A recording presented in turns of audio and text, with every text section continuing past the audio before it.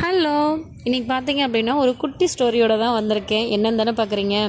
So ரொம்ப வருஷத்துக்கு முன்னாடி இந்த கேக்கு வந்திருக்குங்க.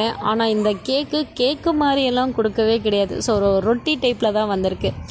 அதுக்கப்புறம் தான் அந்த கேக்கு நிறைய வேரியேஷனில் ட்ரை பண்ணி இப்போ நம்ம சாப்பிட்ற இவ்வளோ சாஃப்டான ஸ்பாஞ்சியான கேக்கு நமக்கு கிடச்சிருக்கு. ஸோ நாமளும் நிறைய ஹோம் பேக்கர்ஸ் வந்துட்டு இதை இப்போ செஞ்சு சேல் பண்ணிகிட்ருக்கோம். அதில் நான் என்ன பண்ணேன் தானே நீங்கள் பார்க்குறீங்க. ரெட் பனானா வச்சு, அதுவும் வீட் ஃப்ளாரில் 100% ப்ரெசர்வேட்டிவ் எதுவுமே இல்லாமல் ரொம்ப சூப்பராக இந்த கேக்கை வந்துட்டு நான் ட்ரை பண்ணியிருக்கேன். ஆனால் ஃபஸ்ட் அட்டம்ப்ட்லேயே எனக்கு வந்துச்சா அப்படின்னா அது தாங்க இல்லை. ரொம்ப கஷ்டப்பட்டேன். ஒவ்வொரு டைமும் ஒவ்வொரு சேஞ்சஸ் கொடுத்துக்கிட்டே இருக்கும். ஸோ இருந்தாலும் நம்ம இதை ட்ரை பண்ணியே ஆகணும்ல.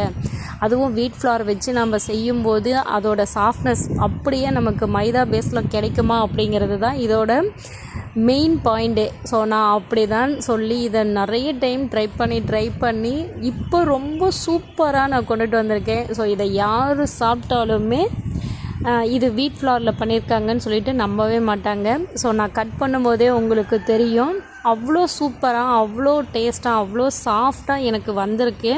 ஸோ இதை பார்த்தீங்க அப்படின்னா இப்போ என்னோடய கேஆர் ப்ரௌனிஸ் அண்ட் கேக்ஸுக்கு இன்ட்ரோ பண்ணியிருக்கிறேன்.